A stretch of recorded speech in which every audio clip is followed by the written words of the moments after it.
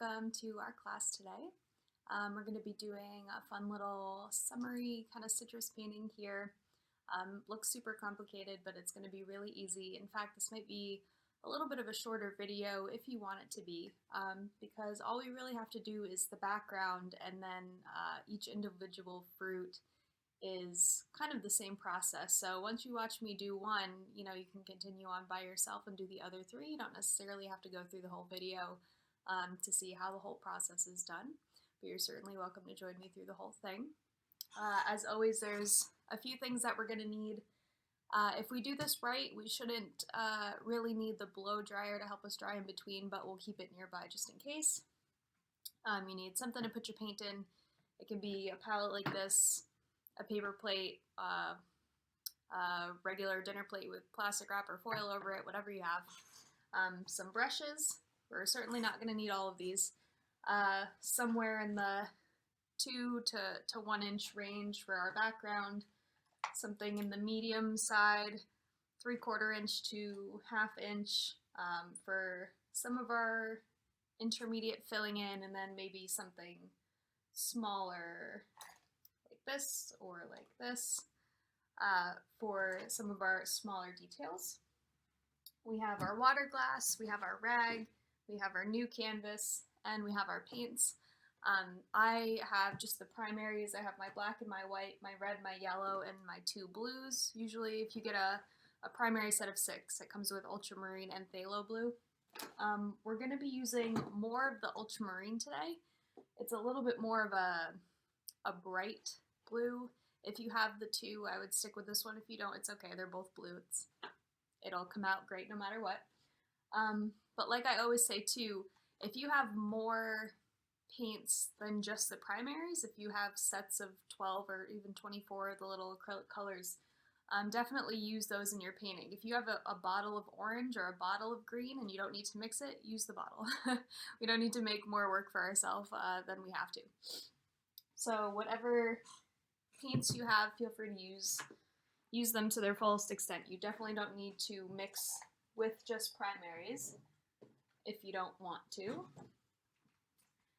And this is a great painting today because I know I always say this. If you've ever taken a class with me, you've heard me say this before, but a lot of the paintings that I do are customizable, I'll say.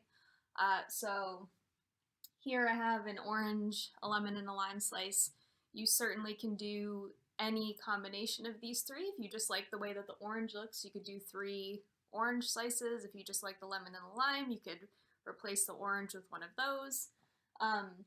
You can kind of mix and match whatever fits either your space, whichever ones you like more, whichever ones, the colors you like better, whatever you want to do. We can also change the color of the background. I have mine as blue because it kind of contrasts in like a warm color, cool color type of way. So even though green is a cool color, it's kind of this is the smaller of the 3. So the blue was chosen because it contrasts well with the orange and the yellow, which are a majority of the painting, right? So the blue background is cool. The warm colored fruits in the foreground are making a nice contrast. If you wanted to change your background color, if you were going to do different arrangements of fruits, you could definitely do that. Let's see. If you did all limes, for example, if you just love the way those little limes look, if you did 3 or 4 little limes, you could change your background color to like a lavender color. So the green and the purple are going to kind of contrast. You could do the same thing with the yellow. Lavender would look nice behind it. If you did the orange, I would stick with the blues because those are kind of contrasting. If you want to do a bunch of orange, you could even do like a darker blue. That would look nice. So you don't necessarily need to go with opposite colors, but try to pick a warm color, cool color combination that's going to make your fruits really stand out from your backgrounds, and it's going to end up looking really nice. So feel free to change colors or change forms, change fruits, wherever you want to. Like I said, the format for all 3 is the same. The only thing that's different between the 3 of these is the colors and the sizes. So I guess the sizes on here aren't super realistic. Oranges are bigger than lemons and limes, so they're kind of in proportion. But if you wanted to do all limes, you can still make one bigger, you know, one medium and one small. They don't necessarily need to follow the size scheme. So do whatever you feel like fits well on your canvas, and we'll go from there. Okay, so we'll grab our paint palette here, and we're gonna grab one of our bigger brushes. This is maybe a 1.5 inch brush for our background color. But what I'm gonna do is I'm gonna take a smaller brush. This is one that I don't use that much. I'm gonna use the smaller brush to mix my color. If you mix your color with the big brush that you're gonna be applying the color with, sometimes the different colors that you're mixing will get stuck in the bristles, especially of a big brush that's very absorbent like this one. And so when you're painting on the background, sometimes if you mix with your big brush, you'll get big streaks of your different individual colors. Even though the paint looks mixed, sometimes it gets stuck up in there. So if you want to mix your paint with, if you have those little palette knives, you can definitely mix with one of those. If you just have another smaller brush, you can mix with these, whatever you have available will be fine. So I'm going to start with my background. I'm going to do this kind of light blue. And it looks like it takes up most of the background, but we don't actually need that much of this background color because we're not painting the whole canvas. We're only painting what is seemingly behind our fruits here. So we're not painting the fruits over the background. We're painting the background around the fruits.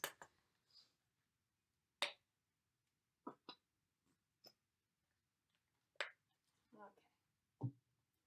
So I'm going to start with my white.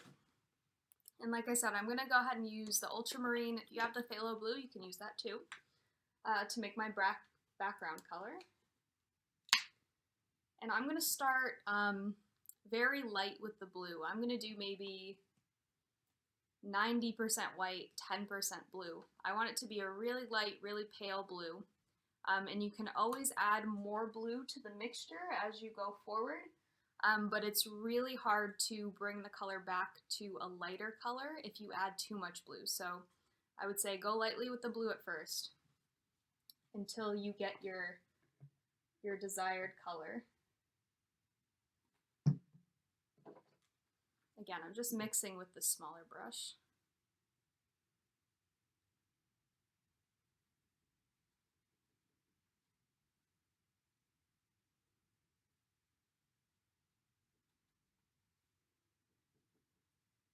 So this is just my blue and my white.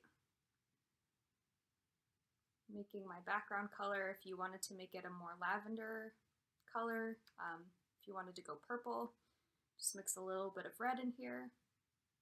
Lavender is more of a blue red, so if you wanted to go that route, just put a tiny, tiny bit of red in there.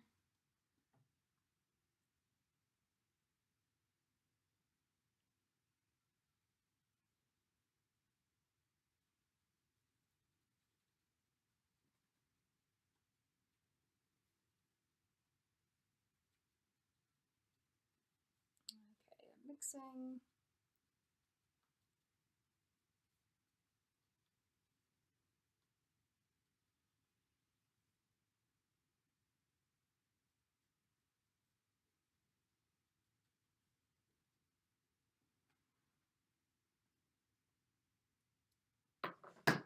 I'm going to continue to add some blue.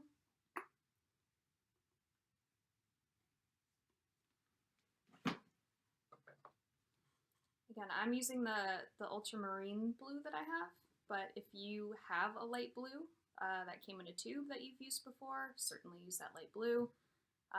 If you just like the ultramarine better, you can definitely use that.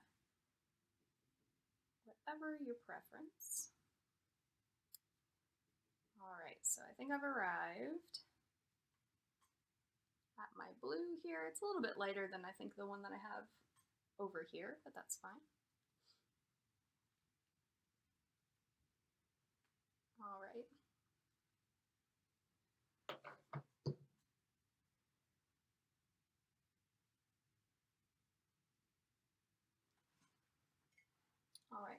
And so the first thing that we're going to do is we're going to place our fruits. And so since we're going in with such a big brush here, I'm going to use just the corner of it for now to kind of outline where we're going to put our fruits, and then we can use the bigger, broader side of the brush to fill in the background. But I want a little bit more of a precise edge here.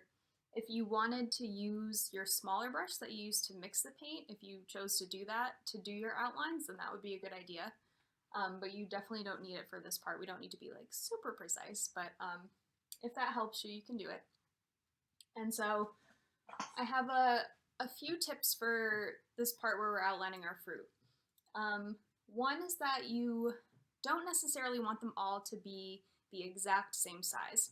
Even if you're doing all of the same fruit, if you decide to do all lemons or all limes or all oranges, whatever, or a combination of two of them, try to make some of them a little bit bigger than others. It's just going to look a little bit better visually, even if they are all the same fruits. If you're going to do a variety, like I did here, all 3 different ones, the ratios don't need to be realistic, but it kind of helps lend itself to, you know, hey, this is an orange, this is a lime, this is a lemon. If the sizes are, you know, your orange is your biggest, your lemon, and then your lime is the smallest. Another thing is that if you're going to go with this kind of, this triad here of fruits, you're going to want to have them sit in different positions. So I might have even put my lemon a little bit higher in this next one. And so the goal here is that you don't want the 2 at the bottom here to just be sitting right next to each other at the exact same size, because then it's going to kind of look like a pear with just one floating in the air. You want them to kind of take up equal, I'll say, visual space in the painting, even though some are bigger than others. They each have their place. So again, try to vary the sizes a little bit. See, this one is a little bit more on the canvas. This one's a little bit off to the center. This one you can see a lot of, so, you know, pull them in here and there. Kind of think about how many fruits you want, where you want them to be, which ones you want to be the focal point if you're doing different ones. So there's a few things to consider here. Another thing that I'll say about making your fruits is that if you kind of have to know yourself for this part. So I encourage you to just do your fruit shapes freehand. They're going to be not full circles because none of them are fully on the page. So I would say just go for it, make the shape, and don't worry about it being perfect circle, because it is half off the page. The kind of segments of the fruit are meant to be a little bit irregular. It's going to look nicer that way. It's going to look more genuine, less manufactured, you know, if they're all very precise. But again, I'll say know yourself. And if you are going to be really upset if yours is not a perfect circle and you're going to spend, you know, the first hour of the painting trying to get that circle perfect, you know, then you can go ahead and grab a plate and trace it, or something else around that you have and trace it to make that circle. But I'm going to encourage you to try not to do that at first. Go ahead and give it a try. Just paint that circle. The longer brush stroke that you have, the better. If you can make the circle in one go, you're more likely to get a better looking, more formed circle than if you do kind of little brush strokes at a time, because you kind of get lost after a while if you're doing those little strokes. So try to just give it one big stroke. I kind of go from 6 o'clock to 6 o'clock, if that helps. Everybody does it different.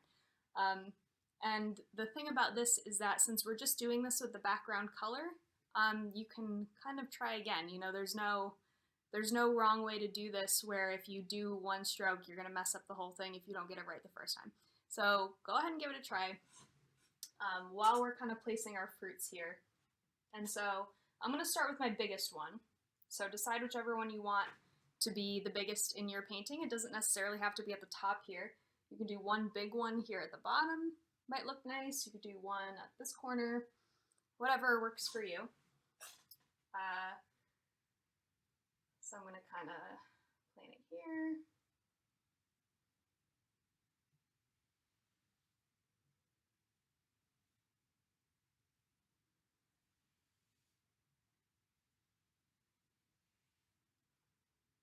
Okay, so there's going to be my number 1. Again, if the circle doesn't come out great, we can kind of clean it up a little bit, but I'm not going to get too nitpicky over it. So this is going to be my 1 fruit. I'm going to come and do my 2nd fruit. I'm going to do on this side maybe a little bit higher than I did over here on this one. I want it to come maybe out here.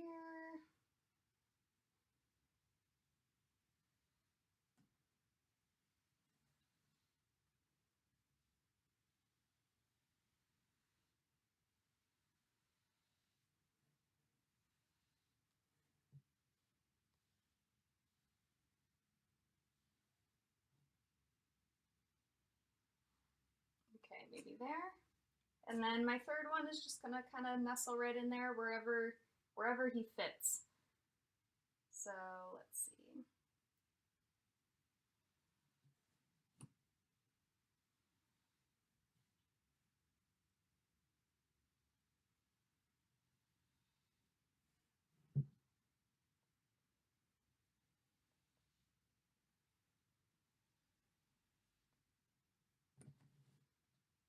All right.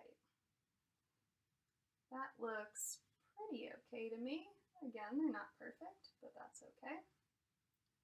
And so if you are worried about getting nice looking circles, what I can say helps a little bit is if you turn your canvas. So I made all my circles in this orientation. Sometimes you'll look at a circle that you made and you'll say, I know it doesn't look like a circle, but I don't know how to fix it. You know, you're like, oh, one side's off, but do I bring it in over here, or did I make it too small on this side?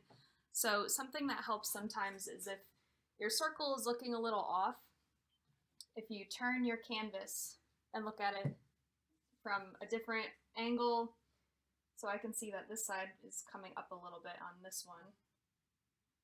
So I'm going to bring this top side in a little. And then you hold it this way, you know, and then you turn it again. And you just want to look at it from all angles. Because, you know, in theory, circles are supposed to be round and even on all sides. So flipping the canvas kind of helps you look at that circle from all sides, and it'll help pull out which side of your circle is not sitting right, if that makes sense. So if you're having trouble with circles, maybe try flipping it.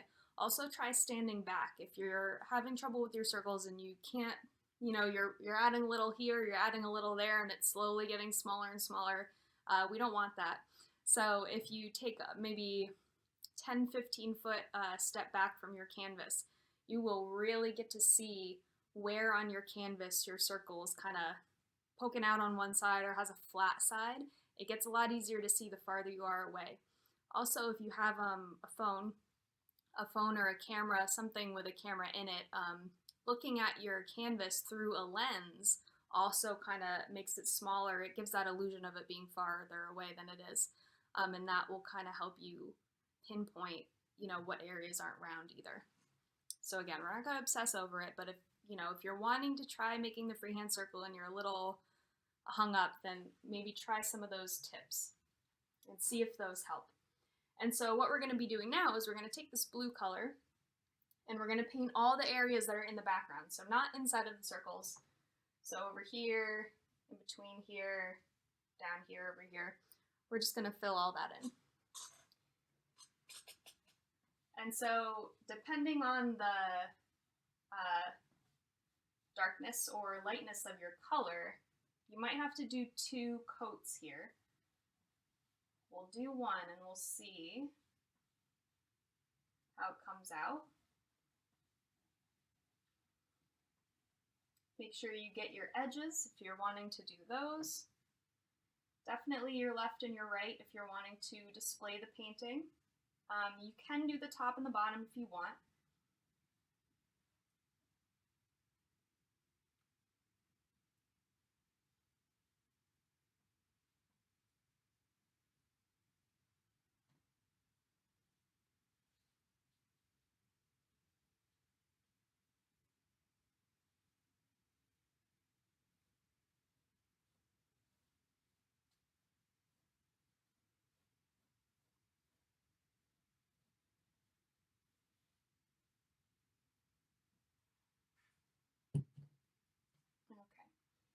So this is my first pass.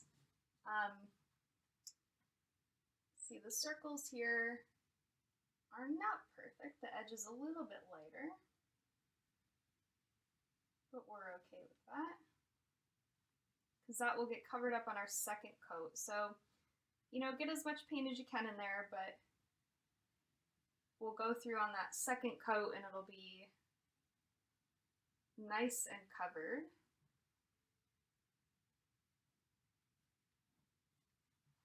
Okay, so I have my basic outline here, and what I'm going to do is I'm going to put this brush on pause here, and we're going to start to mix up our colors for our fruits, and then by the time that we mix those colors, our background should be dry.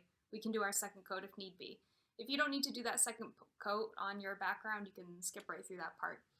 But right now we're going to mix up our colors for our fruits. And so like I said, aside from the actual color, the process is the same for every fruit that we're going to do here. In short, what we're going to do for each fruit is we're going to paint the segments on the fruit. We're going to do a neutral version of each color. So we're going to have like a pure orange, a pure yellow, and a pure green. And then we're going to make a darker version of the color and a lighter version of the color.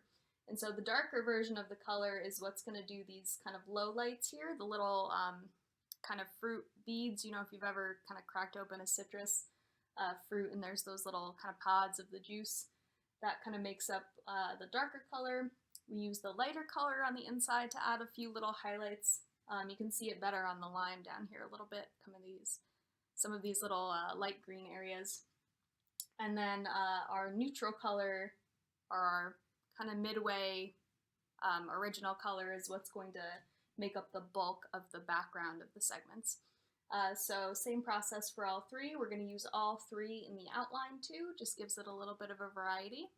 And then our little water droplets on the fruit are going to be used, we're mainly going to use the dark color, maybe a little bit of the light color, we'll see.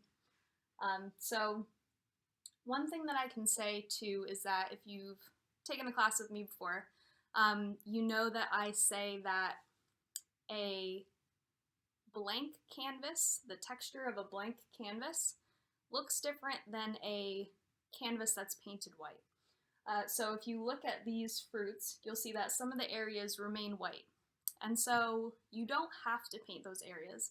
If you're using a brand new canvas, and you will be able to see the white of the canvas, which is all of this, through the paint, because we're not going to take a step to paint those areas specifically. If you're using a recycled canvas, like I use, all of mine are painted already, so these areas on my canvas are already covered with white paint. If you're using a brand new canvas, which you probably are, then you will see a textural difference. You don't by any means need to paint in those areas white, but just know ahead of time that the finish will look a little bit different if you don't paint those areas in white. The texture of the blank canvas will look much rougher. It'll usually look more matte.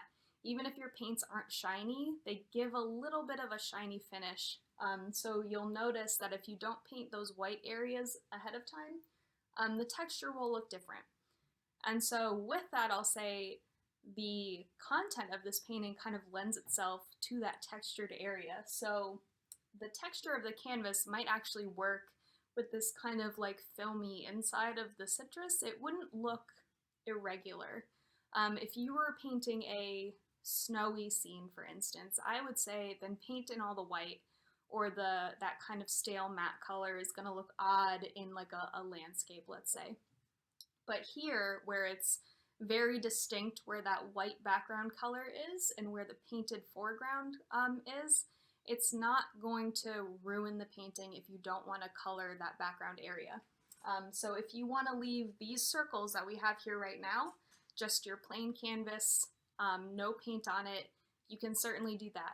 If you want to paint them white so that they have a white layer underneath, I would say do that now, because it's going to be a lot harder to go in at the end after we've done the segments and done the droplets and done everything else, to go in with like a detail brush and try to paint those little separating, what is it called, pith or whatever is in the fruits here.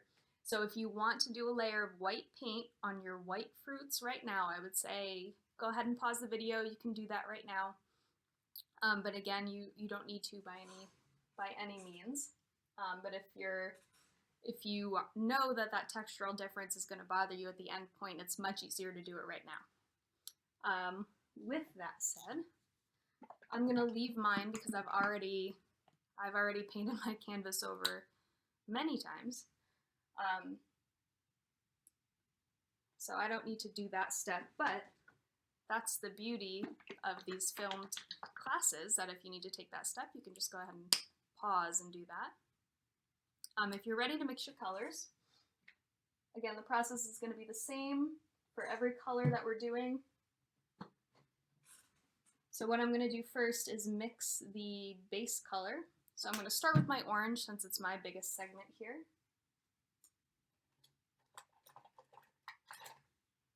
Again, I'm just going to take a random little brush and I'm going to mix my color. So I'm going for a very baseline orange, so just plain crayon, rainbow, you know, macaroni and cheese orange that you think of when you think of the color orange. And so the red really takes over the yellow when you're mixing orange. So I would say start maybe 80% yellow, 20, maybe even 85% yellow, 15% red when you're mixing up your orange. Like I said, you can always add more. Right here. So we're going for it's almost like a Tic Tac color orange if anybody's a fan of those. And so this is going to be my base color. And so you need the most volume of your base color, because our base color is going to fill in the segments that we have. And then you don't really need that much of your lighter version and your darker version, because those are just going to make these little kind of detail areas in between. Your lighter version, you really don't need that much at all. So what you could even do is you take your pot of your neutral color, give yourself, you know, maybe 1 or 2 scoops in another spot, and use that to make your darker color. So you see here I have my plain color. I have the majority of my color on this neutral side, then I'm going to use a little for my lighter color and a little bit for my darker color.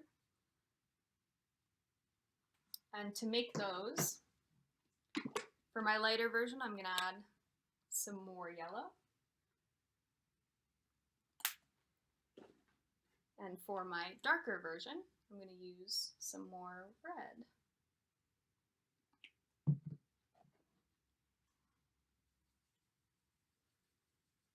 And so you want the lighter and darker versions of the colors that you're going to use to be different enough that you can definitely tell that you're putting those lighter and darker versions in there on purpose.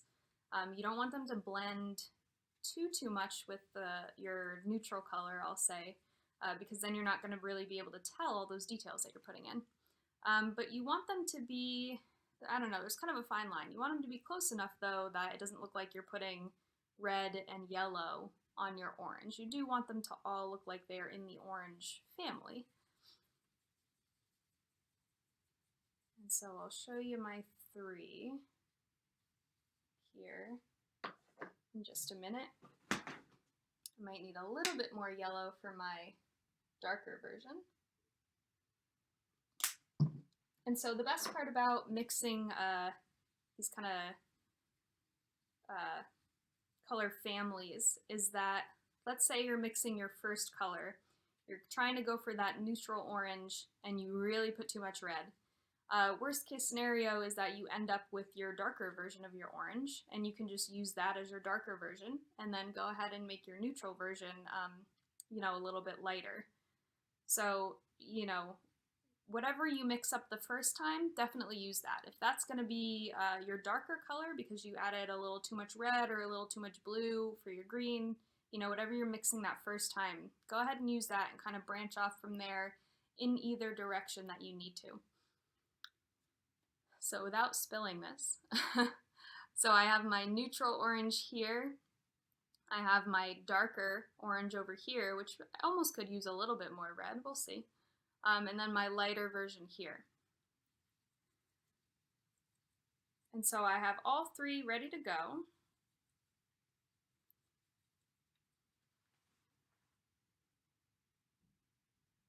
And we can go ahead and get painting.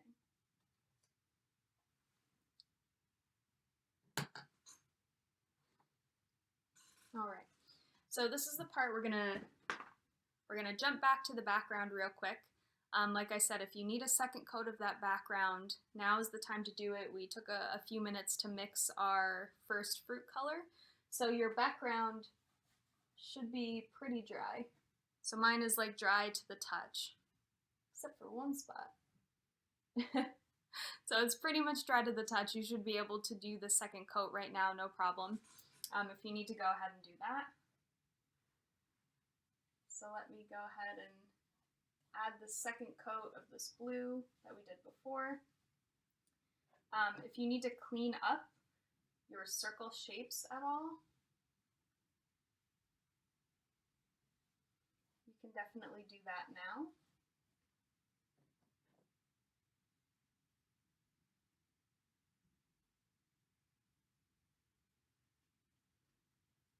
But again, we're not gonna spend too much time on those shapes, even if they are not a perfect circle. It's gonna be a little bit harder to tell because we don't have the full circle on any of these fruits, right? So you're not gonna be looking at the whole image of the fruit. Say if you had one whole slice and say, ooh, yeah, that one side is flat, because we don't see the whole circle of the fruit slice anywhere.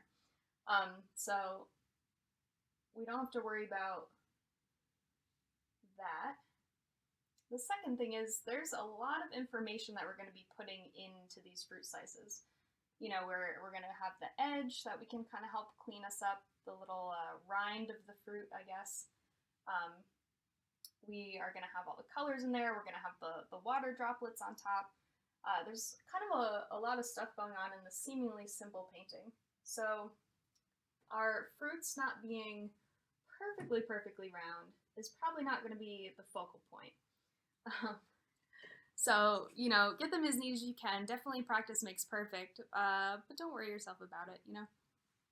We want this to be a fun experience. I always say, if, you know, the only way that you're doing a painting wrong is if it's very stressful. I don't want it to be stressful by any means.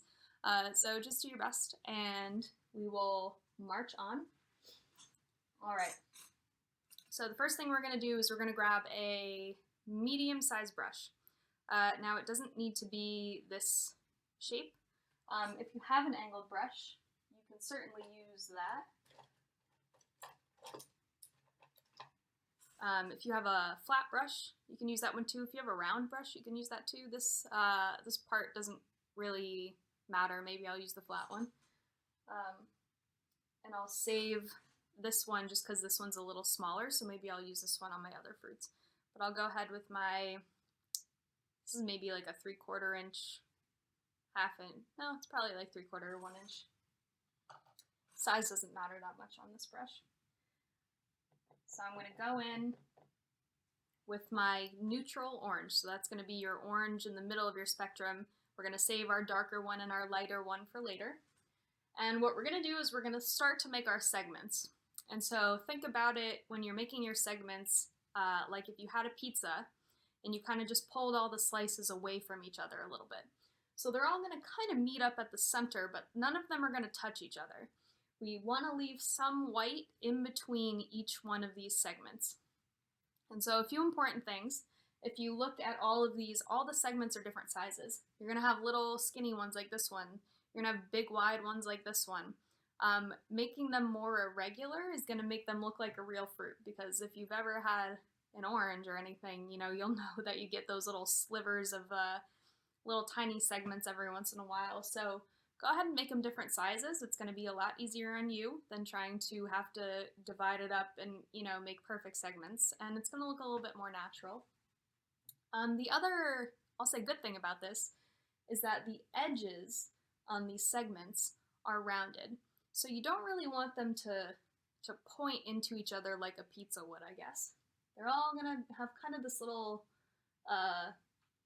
like circular corner, if that, it's kind of an oxymoron, but you're gonna want to round the corners a little bit, and that'll give you a little bit more room in between each of them too.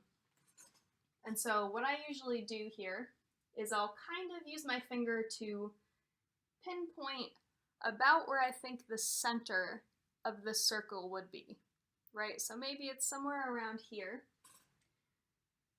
And so I'm going to put my thumb there just to make this first segment so that I know where all my segments need to point towards, right? And now we don't want to put a dot of paint there or anything because we want that to remain white. What we're doing is we're kind of identifying where this center is going to be. So I feel like mine is maybe around here. Doesn't have to be perfect. But again, I'm going to go ahead and make my first segment here. Leave yourself a little bit of room on the edge.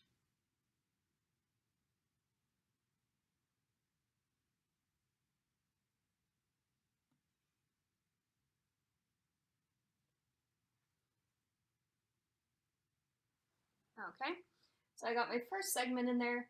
Leave yourself, I have maybe like a ½ inch on the edge here. You could go up to 3/4 of an inch. If it's bigger, that's fine. On the edge here where we're gonna put our, the skin of the fruit on the outside. Again, I didn't go all the way up to where my finger was at that center point because we're leaving a little bit of room for the center of the fruit here.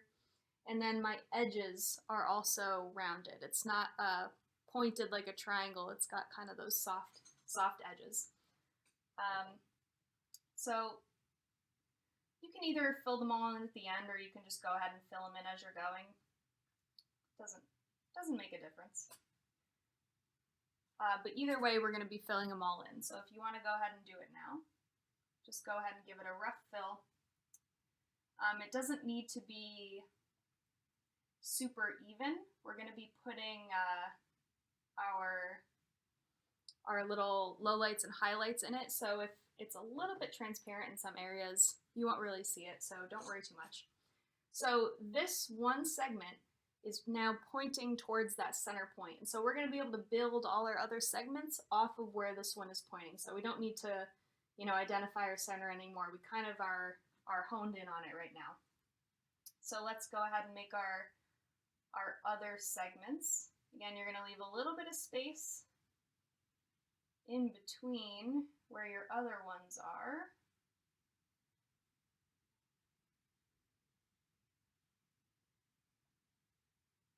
So they're not going to touch.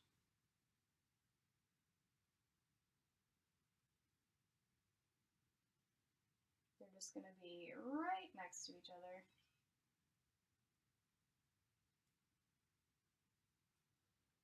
And we're going to continue to build our orange.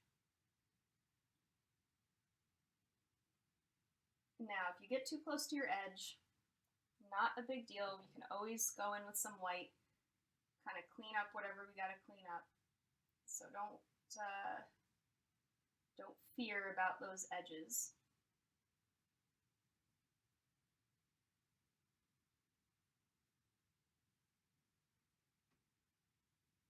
I would say give yourself a little bit more room in between your segments than you think you need, because they always kind of creep in on each other. You're going to want to straighten out the edge, and they're going to get kind of friendly. So give yourself some space. If they're a little bit farther out than you want them to be, that should be fine. Also remember to give yourself a variety of sizes. So maybe I'll make a small one right here.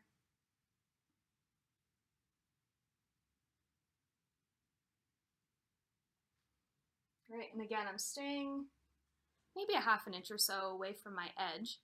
Another important thing is that when you're doing the outside edge of your segments, you're going to want to remember that you want the curve of the outside of your segments to match the curve of the outside of the fruit. And so what I don't want to do, well, I kind of used up all my edges, so it's going to be hard to show you. But what I don't want to do is make the bottom of my fruit like that. I don't want it to go straight across the bottom because it's going to kind of give you a disconnect between what your segments should look like and the outside of the fruit. So you want this bottom part of your fruit segment to mimic the same curve that the outside of your fruit has. So when you're coming along the bottom of your individual segments, just make sure they have a little bit of a curve to them. All right, so I'm going to curve this guy off a little bit. And now I'm getting to the point here where my fruit segments are starting to go off the edge of the page. And that is fine. That's what we want to happen. Right? So you're going to still continue with your fruit. Once they start going off the edge of the page, all you have to do is keep going. You don't have to make your bottoms, you don't have to worry about the edge or anything. These guys are, maybe even a little bit easier. You're just going to continue making your shapes, continue filling them in. If your center gets a little wonky like mine, you see here, they don't meet up in like a perfect circle there. That's okay. Again, I'm sure that the fruits in real life hardly ever meet up in like a nice perfect circle.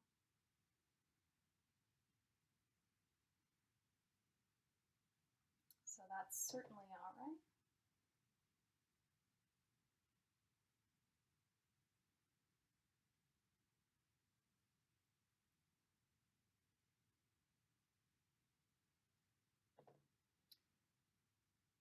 All right, and our last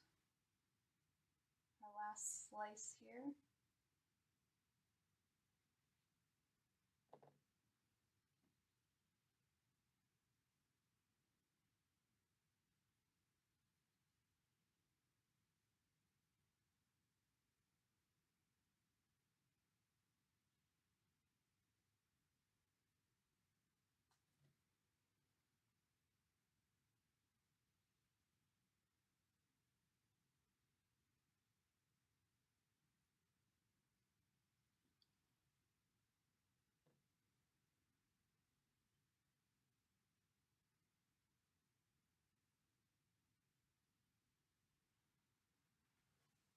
Okay, so I've got all my segments here.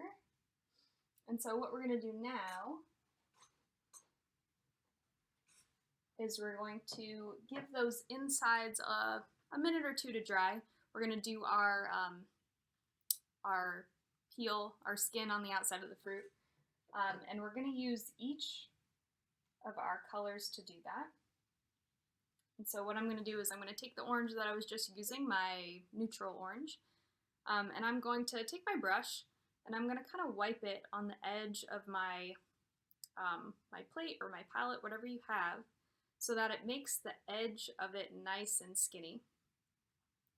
I'm going to dip right in there. And then I'm going to take this and I'm going to run it horizontally around the fruit to make the skin. And so this is again with my neutral orange, but we're going to be doing all three colors. So if you've moved on to another color, that's fine. So we're going right on the border here where your background meets your white.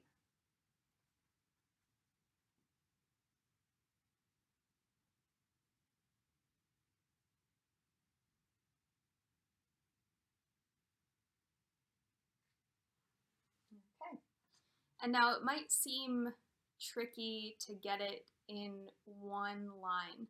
And it is, but what I'll say is try to do it in as few brush strokes as you can. It doesn't necessarily have to be one that goes around the whole fruit. If you're not used to kind of rolling the brush in your fingers, it's a little bit tricky. But try to do it in maybe 2 brush strokes. If you need to come from here and go across the bottom and then start back here and go up to the top, or if you can come here and go down to maybe here and then start over and come to here and then maybe finish the tail. The hard part about what I see some people do sometimes is that they take their brush and they want to do like this. Like they put it down and pick it up and put it down and pick it up and do a lot of brush strokes around the outside of something that's supposed to be round. And there's a few difficulties with that in getting a smooth circle. So when you're constantly picking up and putting down your brush, what happens is that you're applying and alleviating the pressure a lot. So it's going to be really hard to come out with a line that's even, because if you think about it, if you're picking up and putting down your brush a lot, you're going to get a line that looks like this, because you're going to be pressing hard and lifting up and pressing hard and lifting up. So you're going to get kind of a wobbly line anyway.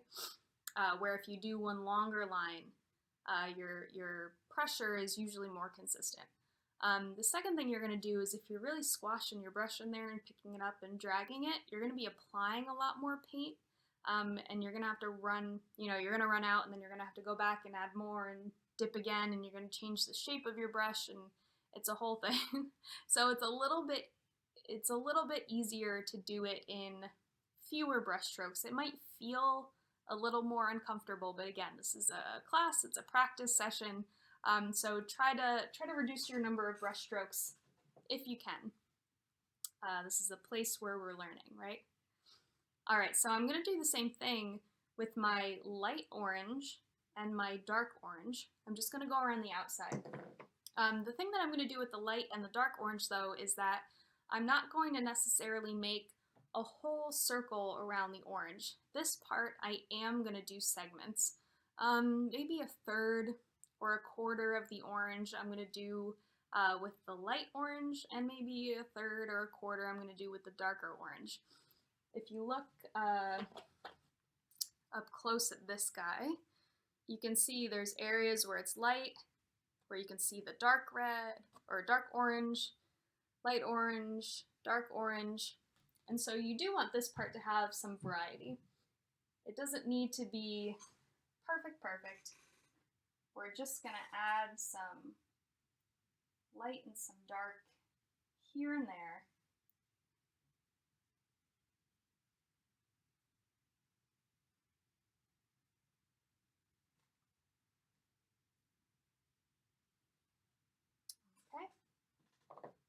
And so again, I'm going to just kind of squeeze that extra paint off, and I'll go into my dark orange, and I'll do the same.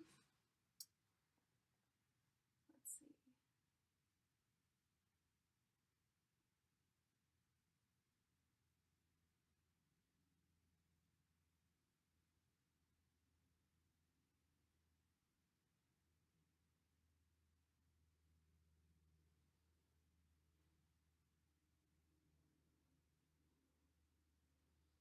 Okay.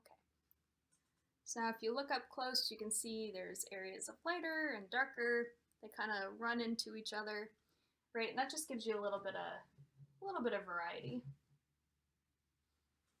Okay. And so now our inside segments should be, I'll say fairly dry. They definitely still have wet spots.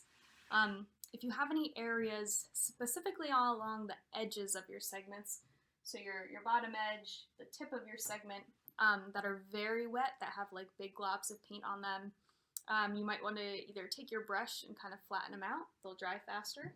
Or you can pause here, go ahead and use your blow dryer for just a minute or two to kind of dry up those edges a little bit.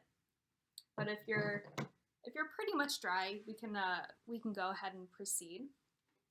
For this part, we're going to be doing kind of the inside of the segment details here.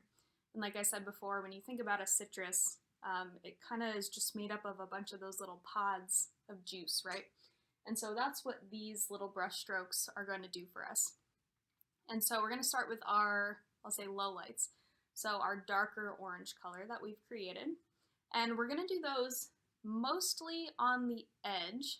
So you can see the curved edge of our segment is where our darker color is, and the tip is where our darker color is. Some of them kind of fall down a little bit into the middle, just so it's kind of a gradual shift. You don't want to just outline your shape in your dark red or your dark orange. You know, you want it to kind of blend with the other pieces. And so that'll give us the illusion of texture. And so that's what we're going for. And so again, whatever medium-sized brush you were using is probably fine. You can use your angled brush or your flat brush. If you have a round brush, you can use that also.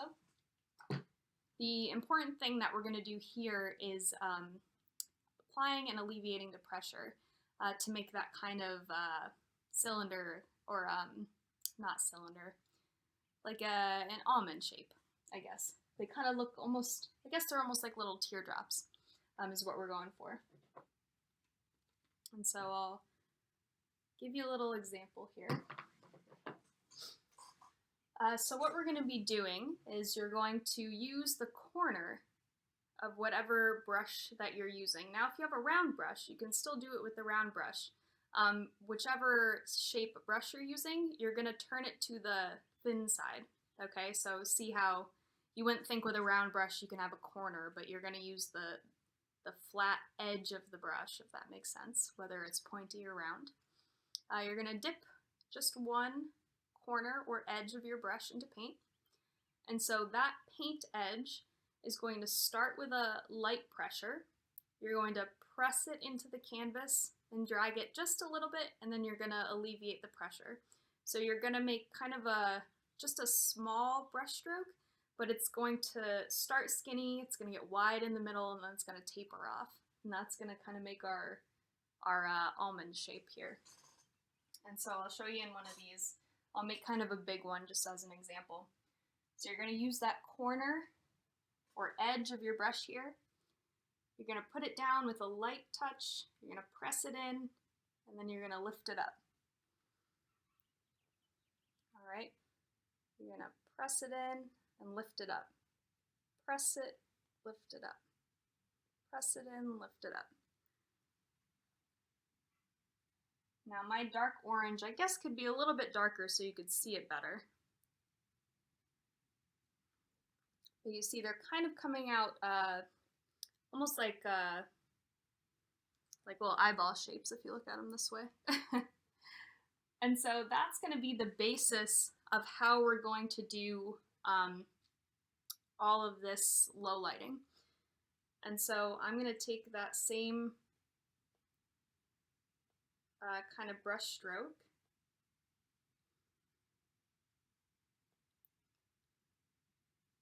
And I'm going to apply it to the bottoms and the sides here. And you're going to have more at the bottom.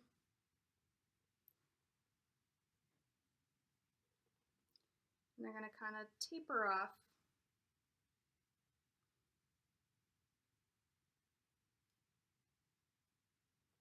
You're going to have a lot at the tip here.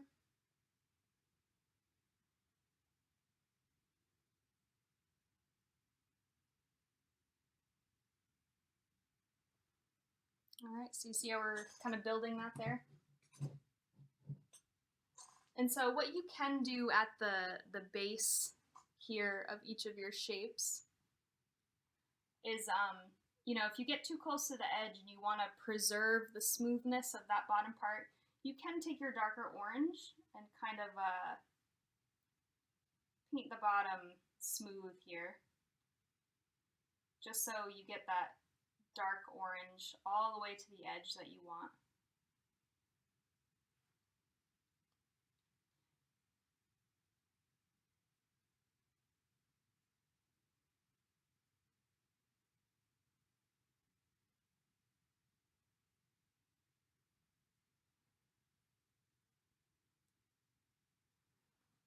Okay, there, it's harder to see when it's up, but it's it's there, I promise. And so, like I said, you want it mostly concentrated at the bottom and the top. You can put some in the middle here, but you want to kind of stick to your edges. So I'm going to do the same thing to all of my segments here.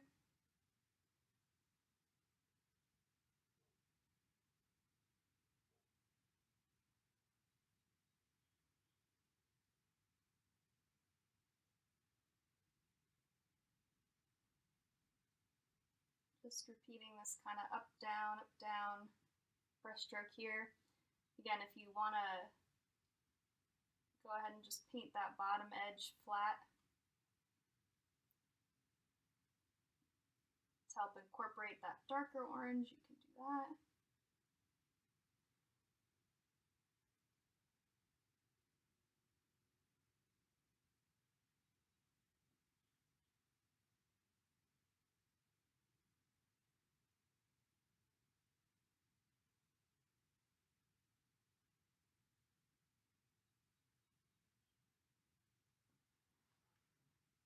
Okay.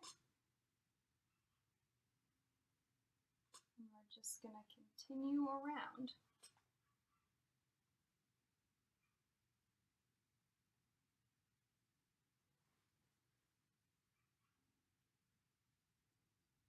So I'm always holding my brush at a little bit of an angle here.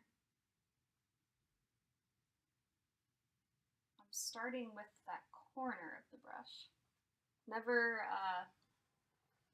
so I'm not holding the brush this way and doing brush strokes like this. I'm holding it like this so that the corner of the brush is the first thing to touch.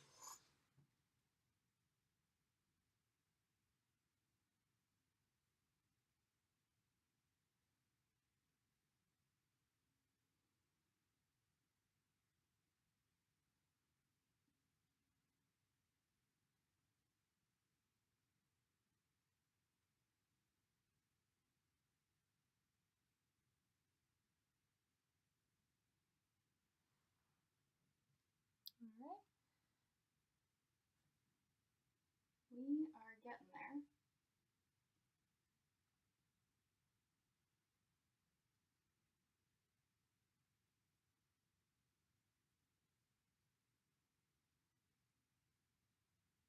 And so this is where your mixing of your colors is kind of important, because if you think about it, if you mixed a dark orange that is too dark, it's almost going to look like you're painting something on top of your orange. It's not really going to look like a part of your orange. But if it's too light, you're almost not even going to be able to see all of these nice little texture details that you're putting on.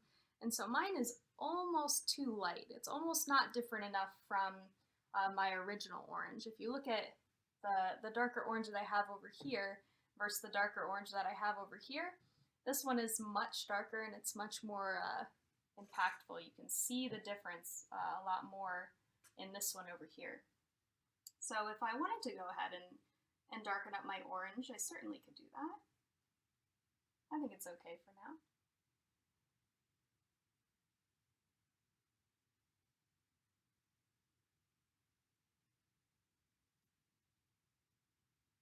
But if you, if you're applying your darker color and you look at it and you're like, oh, it really is not dark enough, or oh, it really is too dark. It's kind of taking over. There's no harm in remixing that color. Just add a little bit more yellow or a little bit more red if you're doing an orange, and then just keep going in with your details.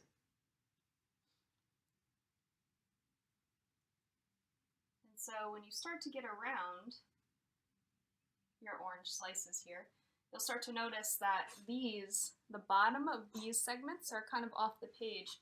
So you're not going to have to go as heavy-handed at the bottom here, because if you think about it, you're not even seeing this part of the segment up here. So kind of just focus your little lowlights on the top portion here.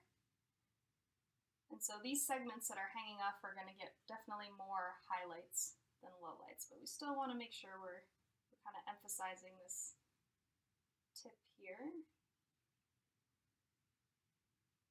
You can do some in the middle, definitely.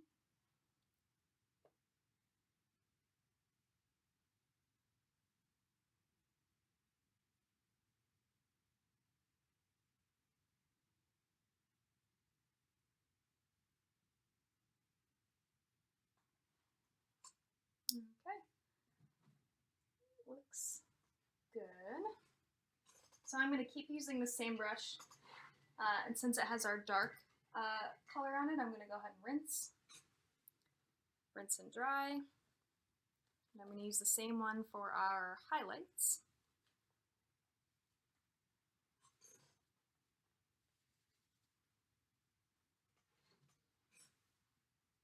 Okay, so that same brush stroke that we just used to get those kind of almond shapes, we're going to do with our light orange also. And so we concentrated those darker orange lowlights on the tip and the bottom of each of our segments. And so these highlights are going to come, you guessed it, in the middle, just to bring some of this middle area forward. And you can see over here, my highlights are pretty similar to my base color.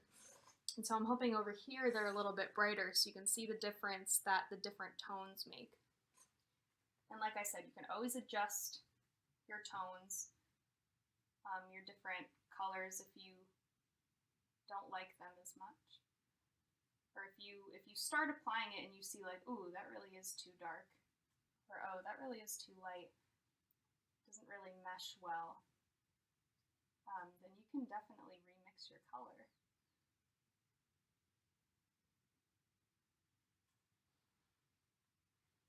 Okay, I'm not going to put quite as many of these as my dark ones.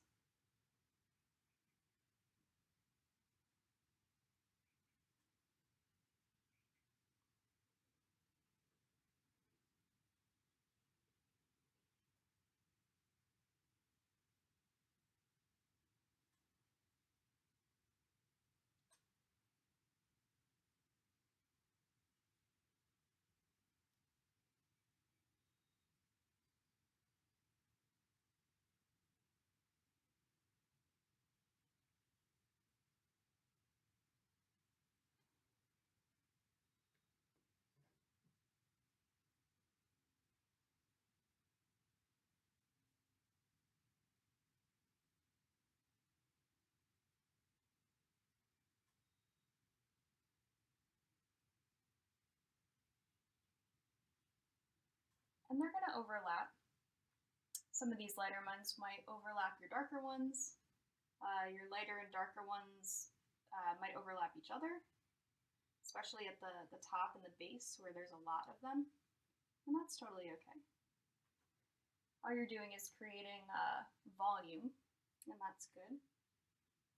You want it to look like a nice, big, juicy orange, right? Not an old, dried up one.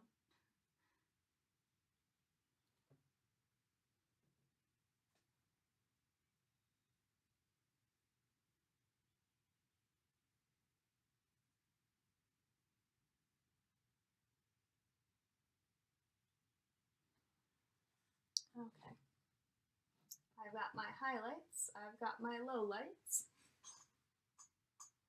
I've got my orange peel, and I've pretty much got the, I'll say the form of this fruit done. And so you can do one of two things here. Now you know how to do the fruit. And the very same thing is going to happen with my lemon and my lime. I'm going to mix up my base color, and then I'm going to make a darker version and a lighter version of each one. And I'm going to do, again, paint in my segments with my base color.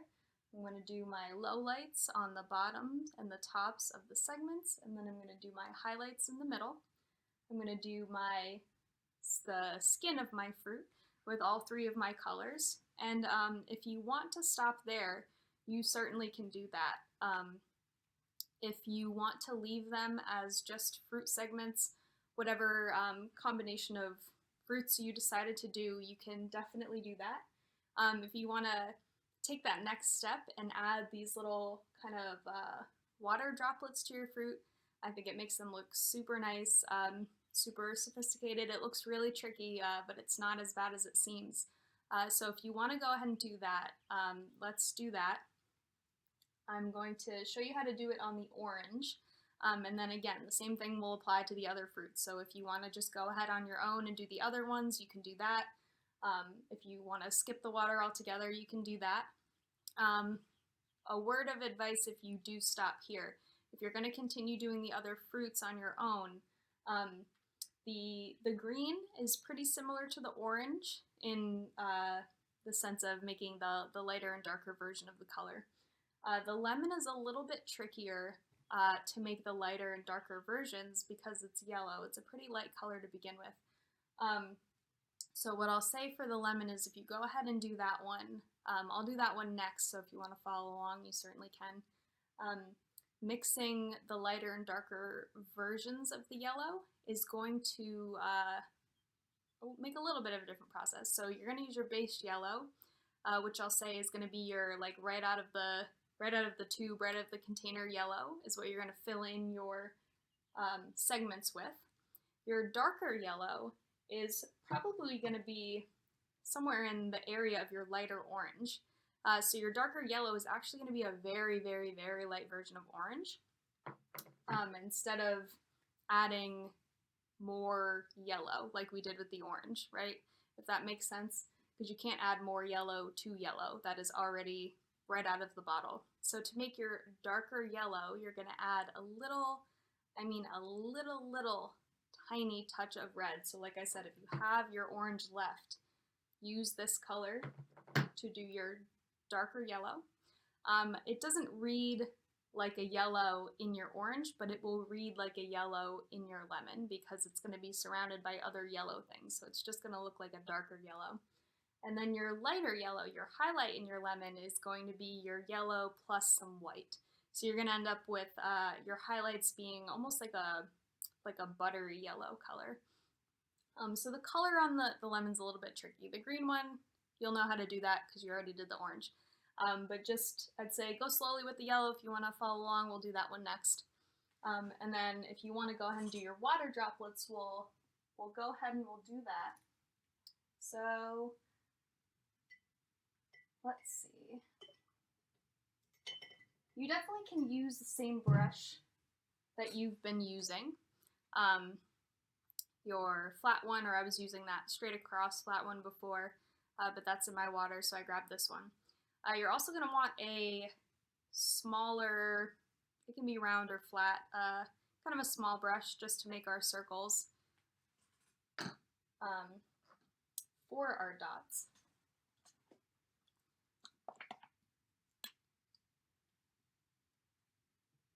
And so like I said, they're easier than they look.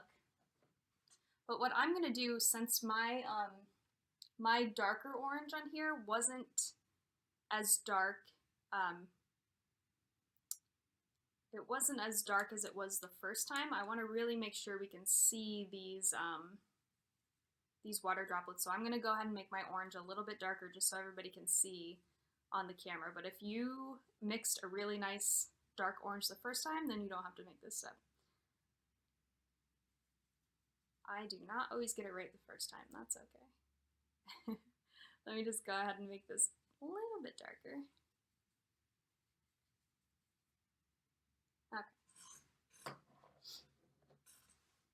Okay. So essentially what's going to happen with this water droplet is that we are going to make, with this thin brush, we're going to make a ring of the darker color, and that's where we're going to decide where we're going to put all of our water droplets. And then on the inside of the droplet, we're going to do the top half.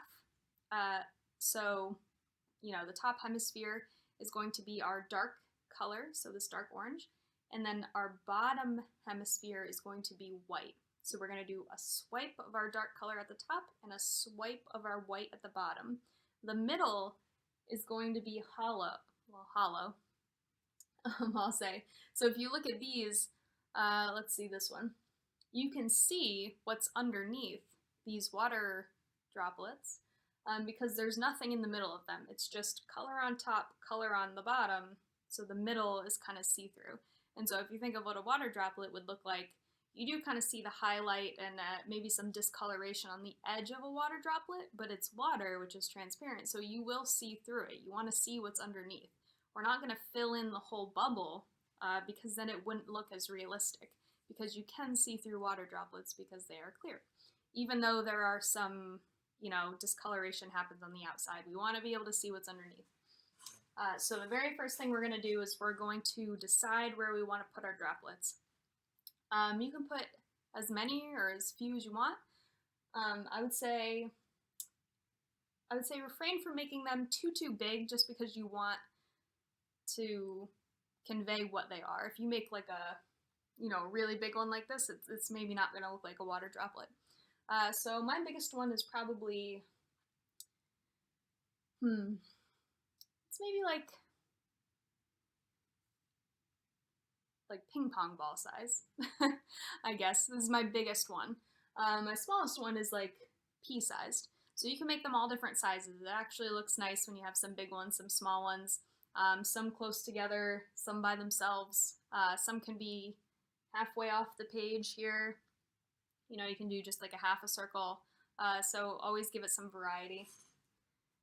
They can be overlapping your white part, or they can be totally in your segment, whatever you want. So just decide where you're going to put a few of them. I'll do one here. Do one here.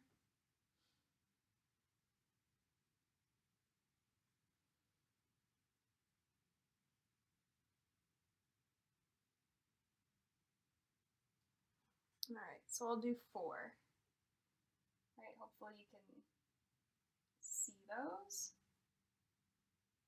And now you want this circle to be here. A lot of times we'll make a circle, or we'll make a little outline with our brush and it gets covered up. But this outline serves a purpose, so make sure you get it in there so that you can see it.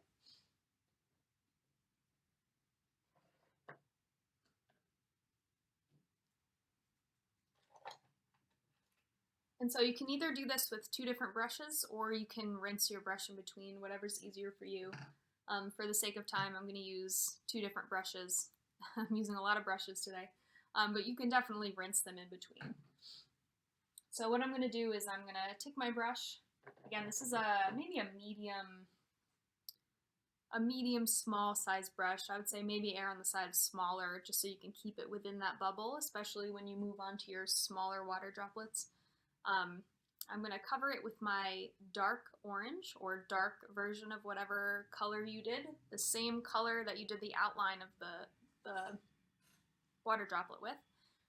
And what you're going to do is you're going to go from, I'll say from, you're looking at a clock from 6 to 9, so your top portion of your bubble, and you're going to make 1 brush stroke. So I'm going to start at my, oh, did I say 6 to 9? I meant 3 to 9. So half of your circle, you know what I'm talking about. 3 to 9 o'clock. From maybe your right to your left.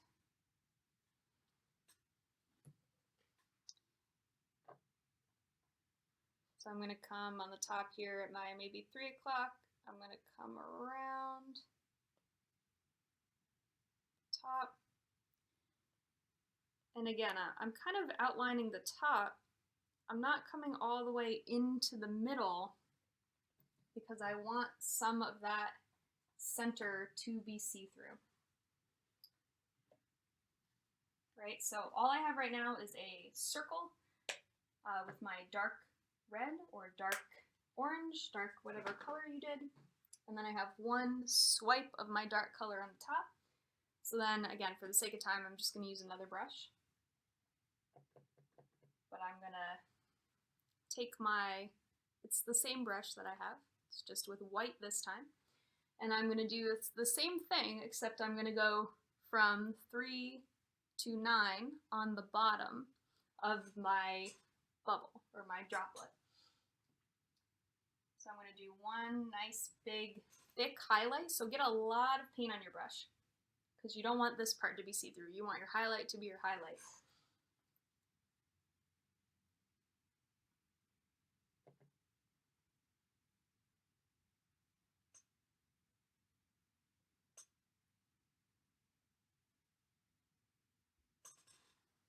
All right, see that? From circles to water droplets. All right, so if you look up close, all we really have is our circle with our dark and our white, our circle with our dark and our white. But if you look at it back here, it looks like we've got some water droplets. And so what you can do to make it look even better is we'll take our white again, and you're going to come up in your dark area. So when we did our 3 to 9 with our dark orange, we can put just one little apostrophe, I'll say. We'll do one little apostrophe up in that dark orange spot, and that's going to make them look even shinier, like even better little water droplets. And so you can do as many of those as you want. If you got really good at them and you love the way they look, go ahead and fill it right up. Again, I would say pay attention to the sizes. Make sure you don't make any of them too big. You definitely want them to read as water droplets. I'd say keep them within your fruit. The back of this, the background is kind of like ambiguous. They're kind of just like floating in this blue space. So I would say keep them on the fruit. If you want any of them to hang off the edge, I would say do it within the fruit, if that makes sense. But that's pretty much our whole painting here. But what I'm going to do is I'll keep going with the other ones, but like I said, if this is where you want to just keep going on your own, or if you're doing different fruits, if you have questions or anything, you can certainly ask them while I'm doing this. But as promised, I'm going to go ahead and do the yellow, because that one I think is the trickiest color-wise to get, so it might be a journey for the two of us, or all of us here, to get that color right. If you don't get it right the first time, that's completely okay. As being the instructor of these classes, I get to do the classes twice, right? So I get to do them once when I'm making the painting, and once when I'm teaching the painting, and I'll tell you, they don't always go right the first time. Definitely not. So if you're unsure the first time, or it's not coming out the way that you thought it was going to come out, definitely don't worry, because I promise that it happened to me too. So let's go ahead and we'll do our yellow. So like I said, our yellow is going to be just our yellow out of our bottle. So I took some of our yellow, I put some in my tray, and this is what I'm going to use to make my segments. So this is going to act as our, what have I been saying? Our neutral color, right? So let me go ahead and I'll make the lemon over here. Again, I'm going to leave maybe a ½ inch on this border here. I'm going to decide where my center point is. So maybe my center is here. So I'm going to start with my segments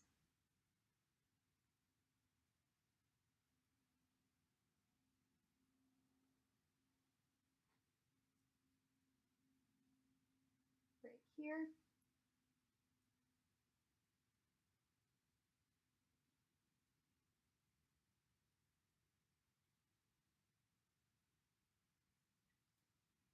You can fill them in after, or you can fill them in right away. Whatever you want to do. So I'm going to keep going around the fruit here. Again, always kind of pointing towards the center. Making all of our segments a little bit of a different size. Do some big ones, some little ones.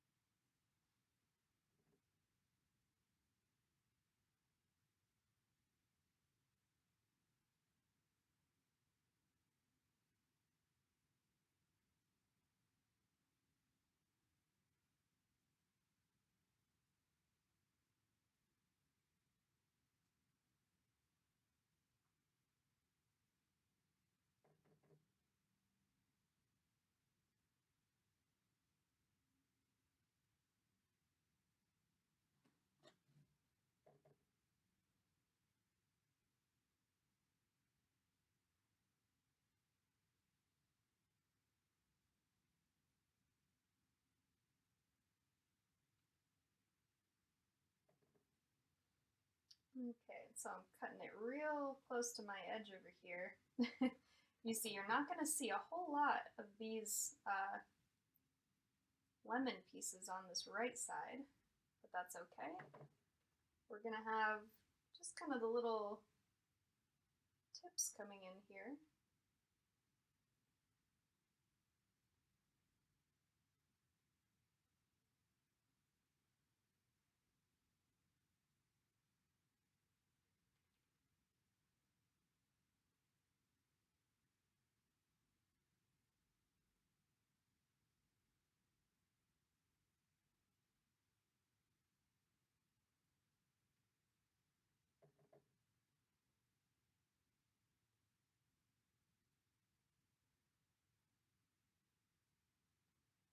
Okay, so we have the base of our lemon.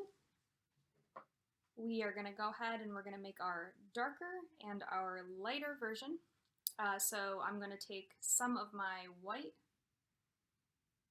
I'm going to mix it in with my yellow. Again, we're going to end up with our lighter version. It's going to be kind of like a butter yellow color. I don't know, is that canary yellow? And so again, we don't need too much of that yellow. I'm only going to make a little bit. And then for our dark yellow, I'm actually just going to take a scoop of our lighter orange.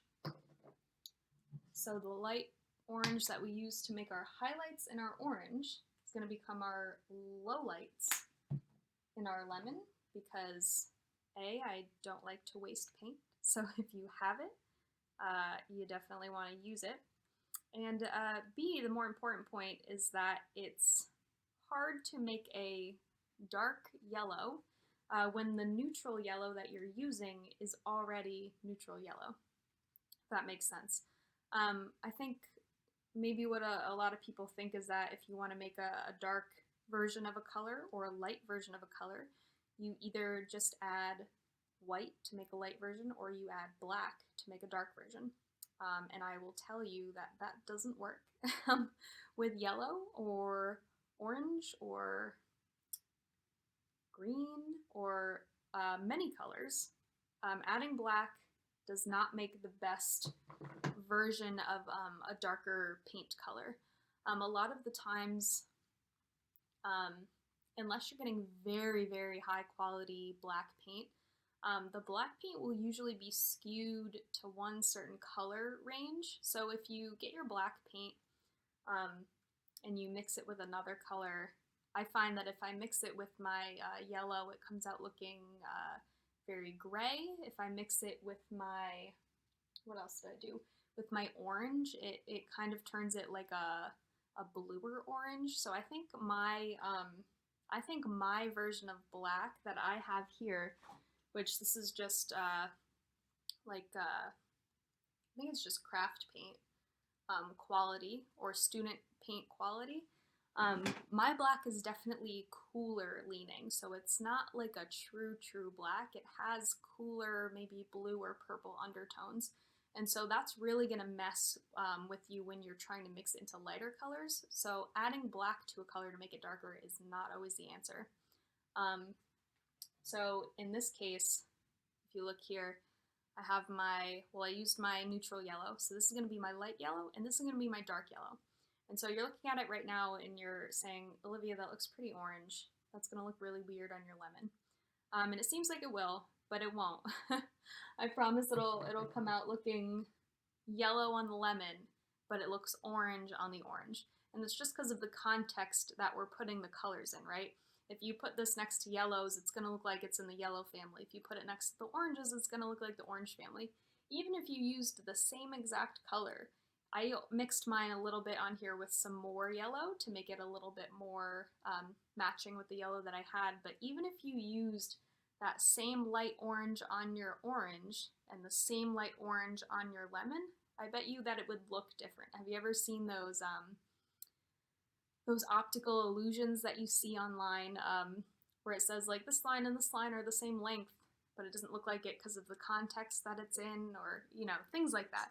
these two boxes are the same color, but it doesn't look like it because one's on a black background and one's on a white background. It's the same concept. It's your eyes perceive things in the context that they're in. So all we're doing here is kind of changing the context, but it's going to work for us. So we're going to do that same shape of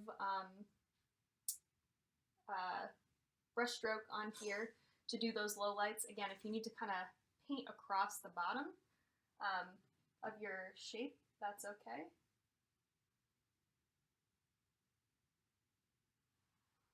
All right, and so you can see that already. That looks like a good tone for me to use, or good shade, because I can see it on here. It's definitely reading like a different shade of yellow, but it's not too dark where I'm like, ooh, that looks really orange, right?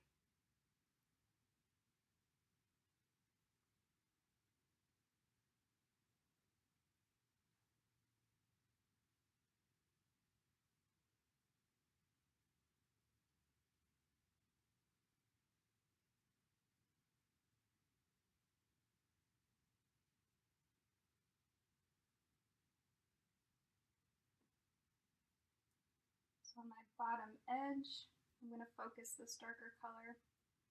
On my tip of my segment, I'm going to focus this darker color.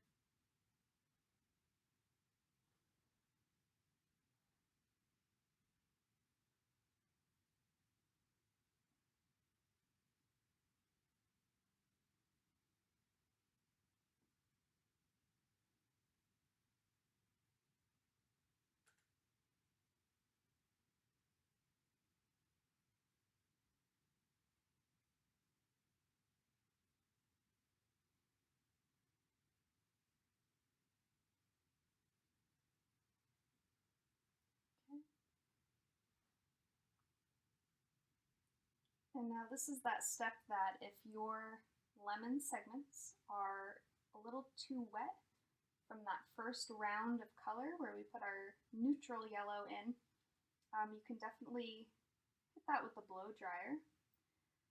If it's not totally wet, if you're not picking up the paint with each of your brush strokes, then that's fine. That the colors of each of your strokes are kind of blending together. Just because it's a little wet and the segments are kind of, or your different shades, sorry, are kind of blending together isn't necessarily a bad thing. If you feel like it's kind of, if it's too much, if it's kind of erasing the difference between your dark and your light yellow, that's where you're going to want to go ahead and use the blow dryer, but blow dryer is not always necessary. But it is there if you need it. And so if you haven't been here before for one of these classes, since I didn't use the blow dryer this time, what I'll say is that acrylics dry really fast, so you definitely don't need to blow dry for more than, I'll say more than 3 or 4 minutes. If you're blow drying one area of your painting for more than 5 minutes, then you probably need to smooth out the paint with a brush. If you have like a big mound, it's never going to dry. So if you have a big area like that, definitely smooth it out first with your brush. When you're using your blow dryer on your canvas, you can use it on the hottest temperature. It's not going to hurt the paint at all. You don't need to keep it way far back from your canvas. Keep it maybe, I don't know, an inch or two away. The only thing is don't accidentally touch the end, the end of it to your canvas. You don't want to smear your paint. Keep it on the hottest setting that you have. If it's just blowing cool air on your canvas, it's not going to do much. It's going to take that whole 5 minutes to dry. Just give it a few minutes and you'll notice that it should go pretty quickly from shiny to matte, and that'll let you know that it's dry. Sometimes it will turn matte on top even though it's still wet. So if you're thinking about it, the blow dryer blowing air on it is going to it's going to dry the top layer first. So if you have in any areas on your painting that are very beaded, like if you did a really thick brush stroke where you have a little mound of paint. Sometimes it'll look matte on top, but then when you touch it, that top dry layer will kind of brush off and you'll have like a clump of paint. So just be wary of any of those big bumps. If you're testing dryness, just kind of pat with your finger. Try not to test like this, because then if it's not dry, you're going to smear it all over. So just tap it with your finger, look at your finger, make sure it's dry. That's the best way to tell. And so what I'm going to do here, just before I rinse my brush, because this has my dark yellow on it that I just did, I'm going to do my lemon rind skin with this dark yellow before I rinse the dark yellow off. So again, I'm going to take my dark yellow, I'm going to kind of squish my brush against the end, or against the edge of my cup here, so it makes it nice and thin, so that I can take this along the edge here.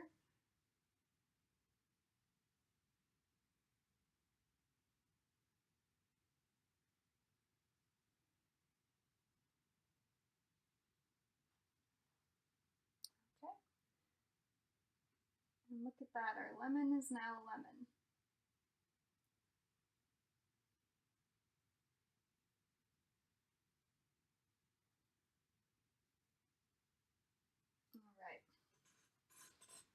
So I'm going to go ahead and rinse, just because I want that our pale yellow to really be able to shine through. If I didn't rinse this brush, chances are the pale yellow would kind of just mix with this dark yellow that we have, and we would end up just with a color that looks kind of like the neutral yellow that we ended up with, since the colors are so close. So I would say rinse in between this one. It's not as important with the other colors, but go ahead and rinse your brush between this part. So I'm doing that same brush stroke. I'm taking my light yellow. I'm going to do my highlights kind of in the middle of each of my segments. Okay. It's pretty hard to see with this one. Like I said, the lighter yellows, or the yellow, is the trickiest color out of the three of these. So let me add a little bit more white to my highlight color, just to make sure we can see it. Like I said, there's no shame in having a remix of color. If you apply it, sometimes it looks, it'll look nice in your palette. You'll be able to see in your palette the difference between your three versions of your color, but sometimes when you apply it, it just doesn't translate. So sometimes you need to remix, that's okay. Okay, I can see it on here. I'm wondering, oh yeah, you can see it now, right? So we've got our highlight color, our kind of low light color, and our neutral color. And so you can see they're all pretty, if you look at the three colors maybe right here, they're all pretty distinctly different. I mean, if you only saw one of these colors, you'd be pretty hard pressed to call it yellow. This almost looks like tan, and this one pretty much looks like orange. But when you put them all together, it reads lemon. So, like I said, it's all context. We are putting the yellows in the context of a lemon, and we're getting a lemon. So we'll do our highlights. Again, mostly towards the centers. Do a little on the top, a little on the bottom.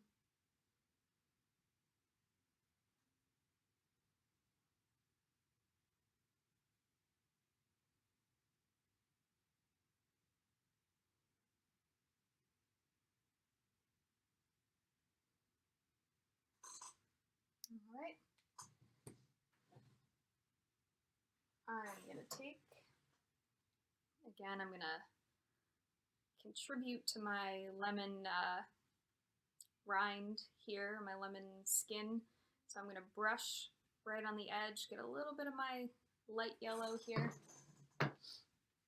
And I'm going to not fully trace, but I'm just gonna contribute here and there with my nice light yellow to this outside.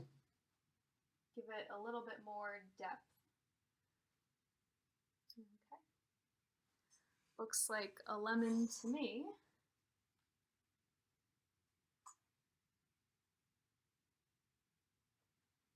All right. And so I'm gonna let this dry while we do our lime, and then I can go back and do my water droplets because the lemon is pretty wet right now because we just did our highlights and we just did our lowlights. So it's got a lot of paint on there. I'm gonna give that a second to dry. We're gonna do our lime, and then we'll go back and do the water droplets on each of those.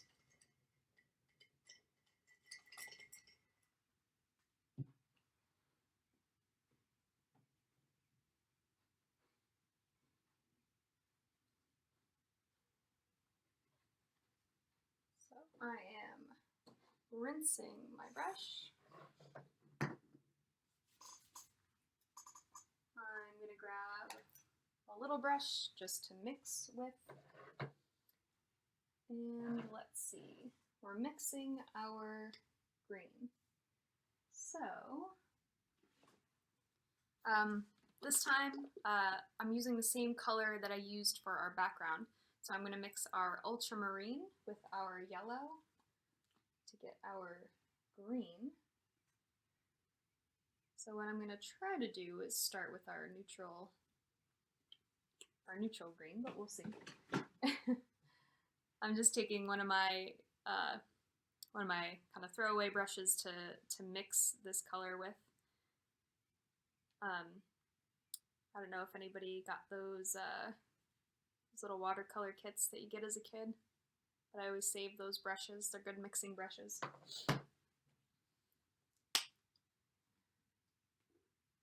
So we're going to try to mix our green. Start sparingly with your blue. It's a pretty dark blue. Yellow is a pretty light color.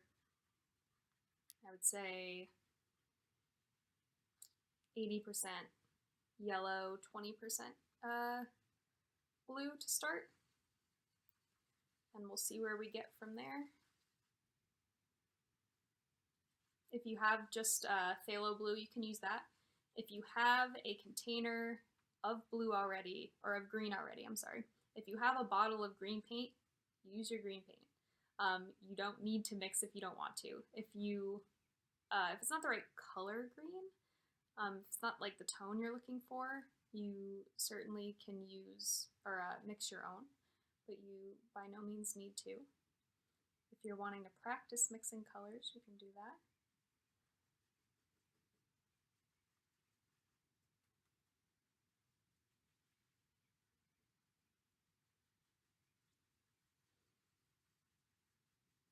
All right. So what are we looking for? It seems silly to say lime green because yes, we're making a lime. It might not come off looking the best color just in your palette. Looks like kind of a, honestly it looks like kind of a Grinchy green to me that I have right here. But I'm going to go ahead and use that for my darker green and my lighter green. So I'm going to mix some of that color that I just mixed with some more blue to make my darker version of the green. And then I'm going to mix a little bit more with a little more of my yellow to make my light green.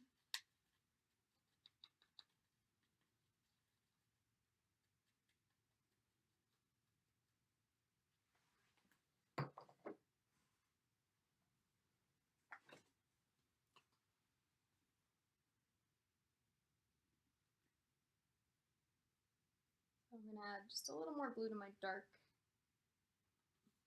darker green here.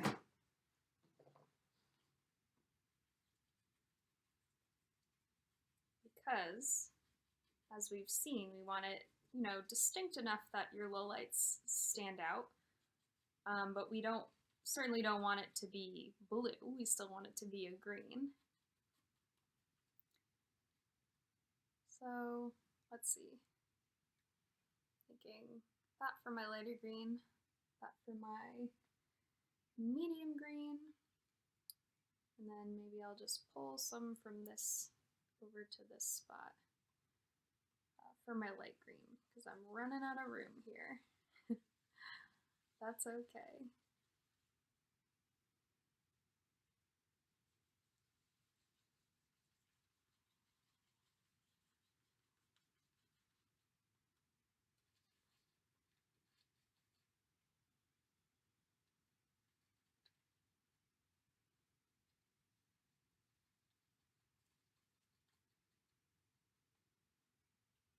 Okay.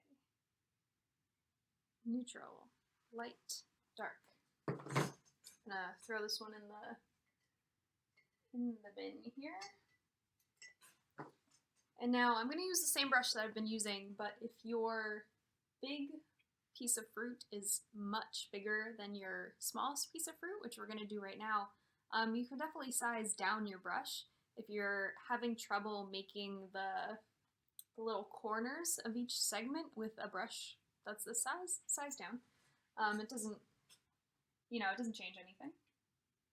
If it's easier for you to use a smaller brush to do the outline of the segments and you want to fill in with your bigger brush, you can certainly do that. I don't like washing brushes, so I think that less is more, but if it's easier for you to do, certainly use as many brushes as you need. So again, we're gonna start here. We're gonna pinpoint the center, maybe where the center of our fruit would be. This is kind of a weird one. What do we think?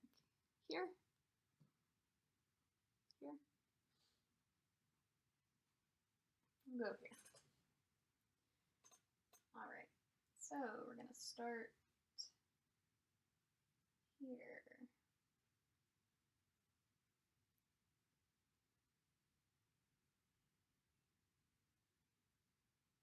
Maybe I'll make all my segments this time before I color them in.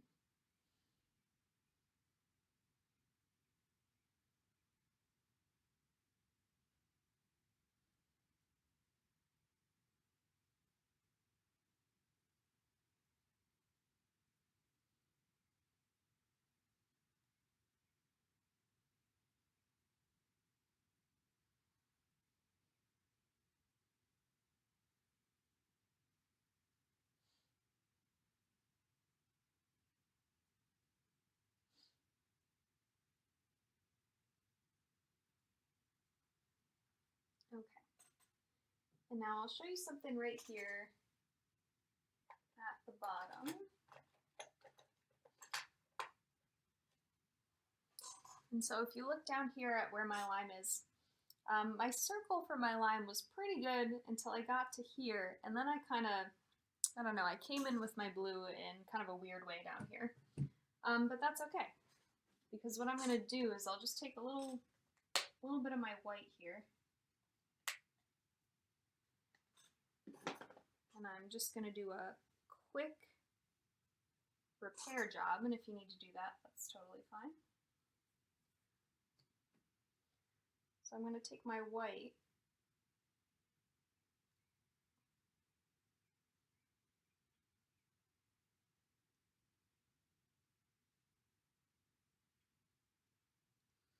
I'm just going to even that back out.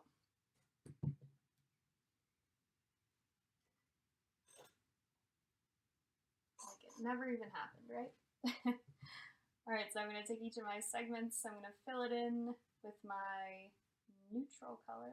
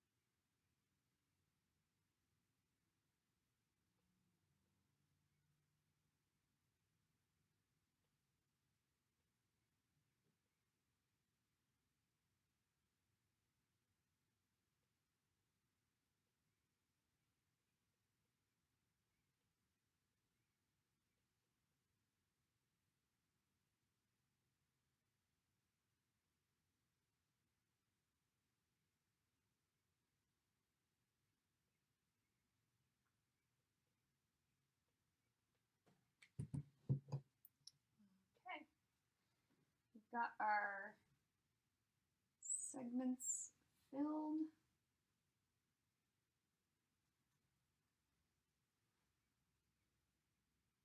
Looking good. And we're going to take our low lights, so our darker green,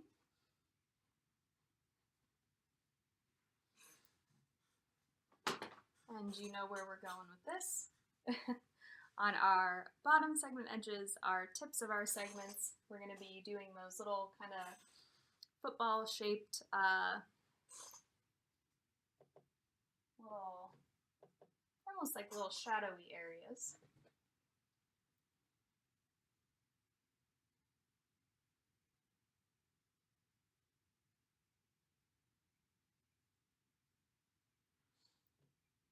And so we started with our biggest fruit. They're getting smaller and smaller, right? So there's going to be less area to put these kind of little low light things in, which is good because you don't have to do as much work, right? But it's, you know, there's a smaller area to get all that in for, ooh, good catch, right? There's, what was I saying? There's not as much area to get all that information in that you need.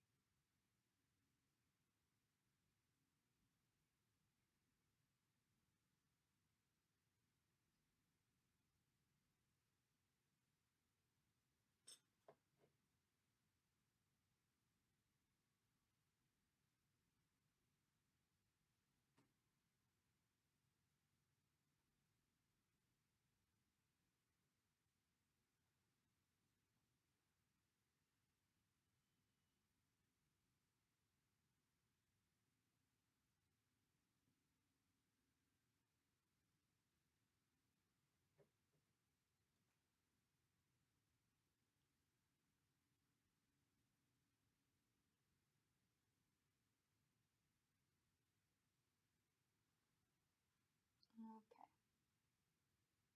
We have our neutral, we have our lowlights.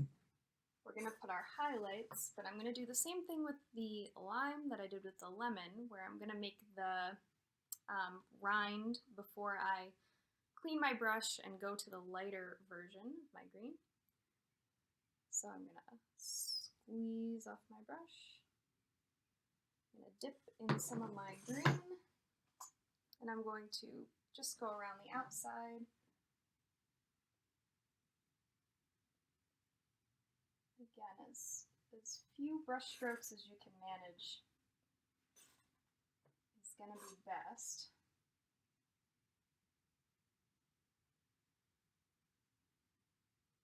do what you can.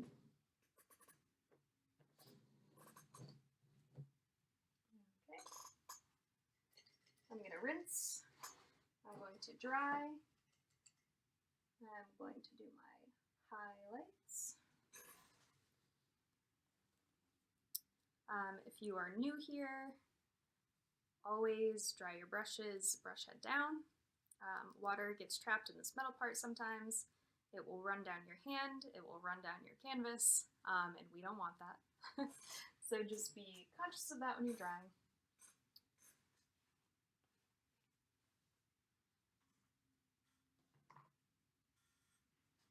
Now we're going to take our light green.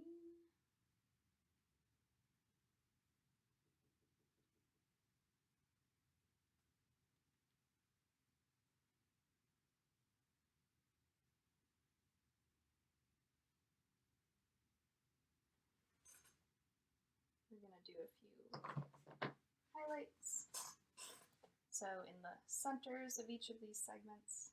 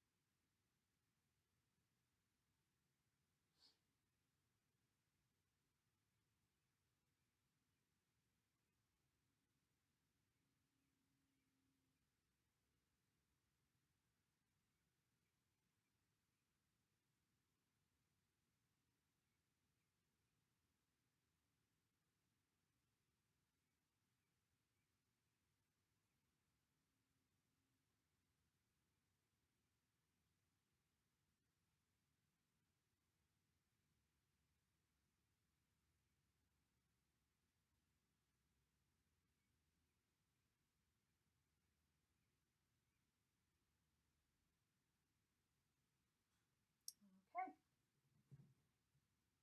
Last thing here for our light green, I'm going to take some of this light green, I'm going to go a little bit around the edge of our skin here.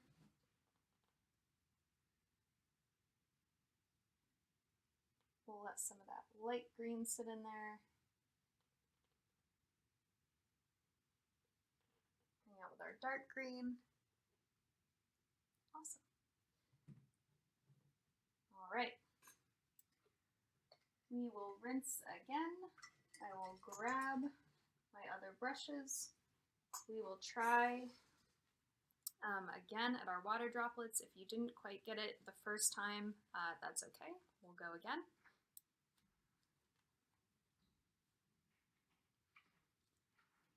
It's going to be the same process, just different colors. Same thing we've been doing.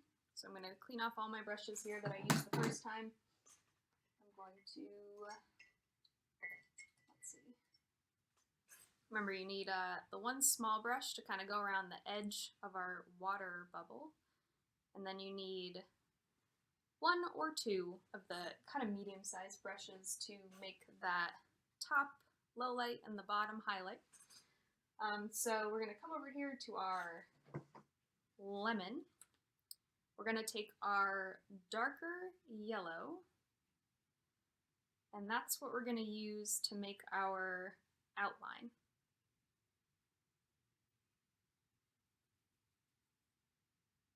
So I'm going to take my little brush. I'm going to decide where I want to put my water droplets. I'm going to put one here. I'm going to kind of overlap this little rind part here. And again, you want to be able to see this line. So you don't want to go heavy-handed, but make sure that it sticks out. Maybe I'll do a little one over here. And maybe we'll do one down here. Again, you can do as many or as few of these as you want. And so this is our dark yellow, the one that we use to do our low lights. All right. So now you're going to take one of your brushes, we're going to fill up with that dark yellow. And we're going to use this dark yellow to go from 3 o'clock across the top to 9 o'clock. So we're going to be making kind of a half circle. But again, you don't want to fill in the whole half circle because you want to be able to see through, I'll say, through the circle that you're making. So you don't want to fill in the half circle. You just want to use it as your guide to kind of go around the top. Okay, and you're going to do the same thing on the bottom with your white. So I'm going to come down with my white.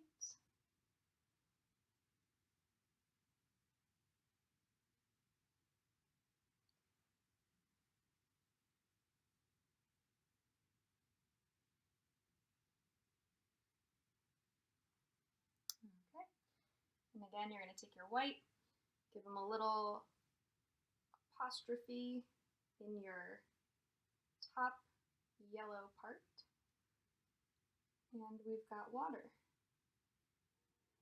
Right, it seems more complicated than it is.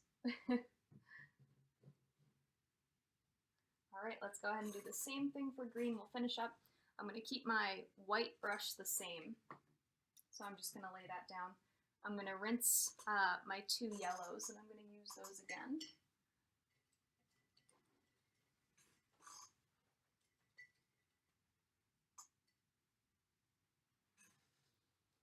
So I'm going to use my dark green.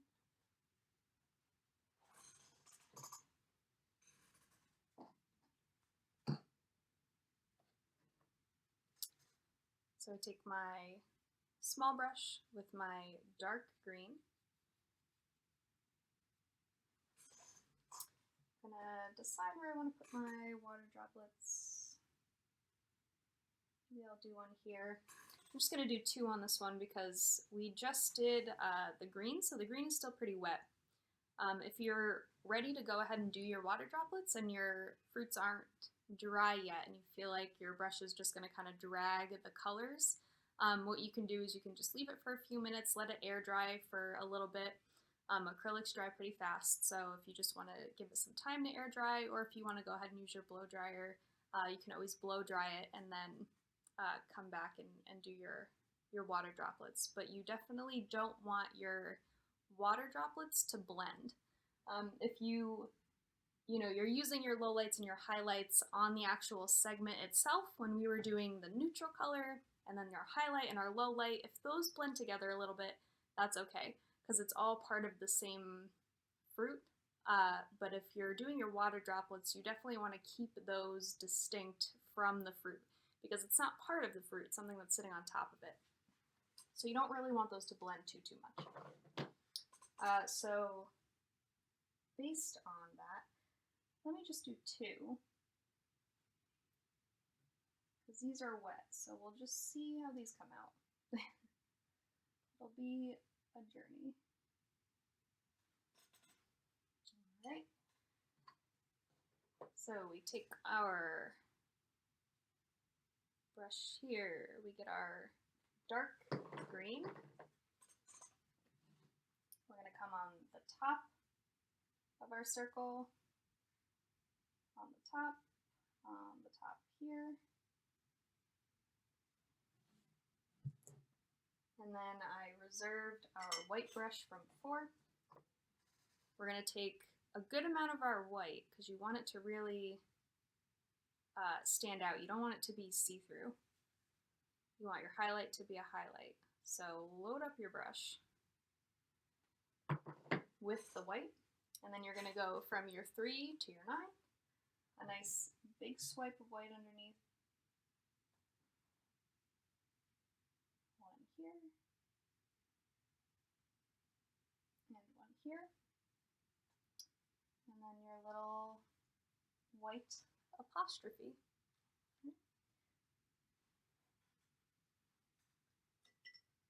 All right.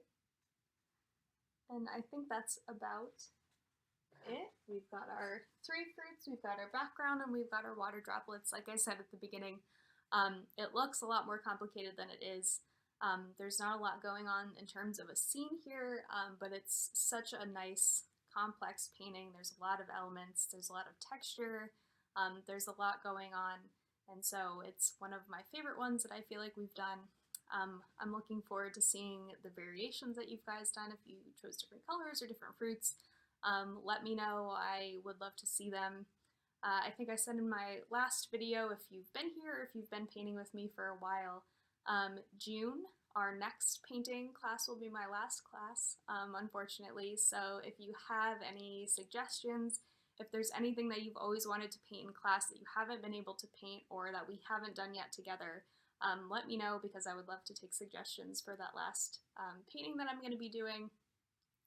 As always, if you have questions during the session, they premiere on Saturdays at 11, I believe, on the library's Facebook live page, and I think the YouTube page also. So if you have questions during the painting when it's premiering about mixing colors, or if certain colors would go together, if you're having problems with a certain technique, I can definitely try to help you during that. You just let me know in the comments, and I can try to help. If you've joined me today, if you've stuck through for the whole class, thank you so much. I'm looking forward to seeing your paintings, and I hope you're all getting to enjoy that weather that we're having recently. So I will see you all next time.